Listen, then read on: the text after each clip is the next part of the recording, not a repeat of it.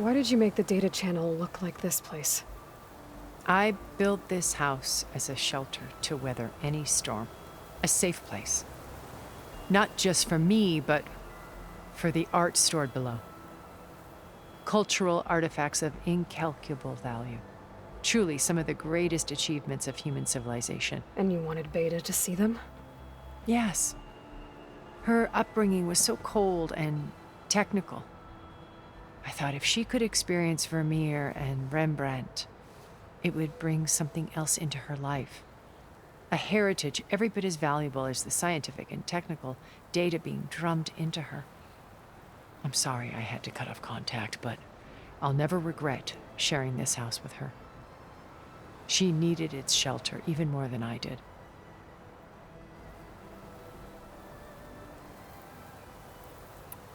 My old focus.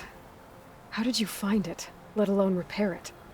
When we encountered you at the Hades Proving Lab, Gerard saw you as a redundancy. I knew better. You were a revelation.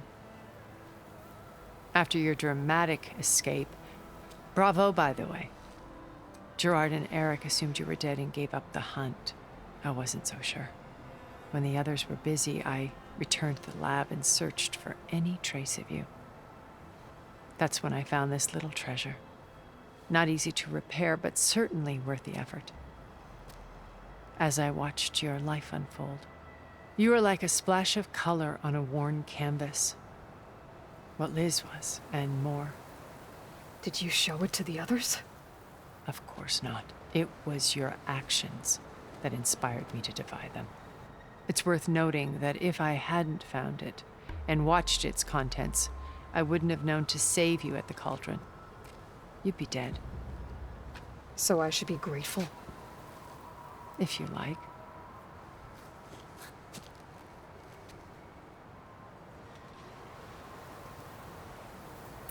So you know all about me. What about you? What would you like to know? Well, start with your life on Earth.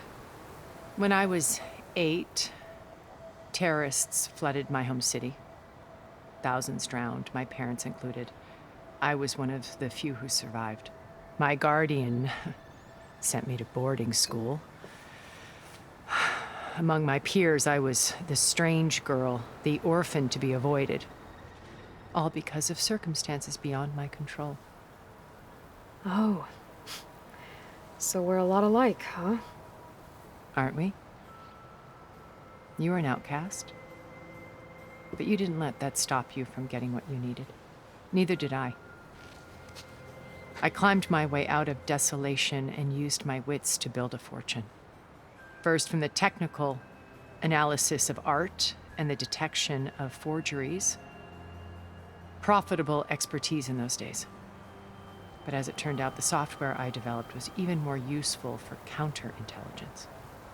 From there, it was only a short step to gathering extremely valuable intelligence on my own. You were a spy? More like a service one could turn to for information. I had to remain anonymous, of course, to protect my privacy. But despite that anonymity, Far Zenith inevitably sought me out.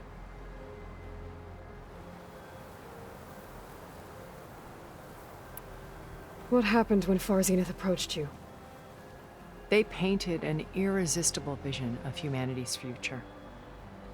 One where we need not fear illness or death, where we explored the furthest reaches of the stars and thrived. It was only later that I realized that they only intended to bequeath this future to the rich and powerful. By the time I finally figured it out, the walls were closing in, Pharaoh's machines were devouring the earth. So I accepted Far Zenith's invitation to a berth on the Odyssey. I wanted Liz to come, but she had nobler plans, as you well know.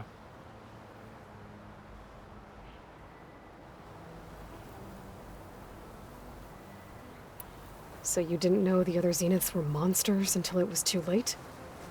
I knew some of them were, certainly. It wasn't until we were off-planet that I understood the true scope of their greed. I was grateful to simply be alive, but the others became obsessed with a kind of effortless immortality. They built a colony where machines serviced their every need, where any memory or fantasy could be endlessly savored in virtual reality. It wasn't life. It was stultifying, a pampered dream state. As the decades passed, I withdrew more and more, alone yet again, but this time with eons to consider my mistakes. Now, finally, having met you, I feel like I have a second chance. To do what? Help you, of course. To fulfill Liz's dream, which isn't so different from Far Zenith's original vision. A better future for humanity.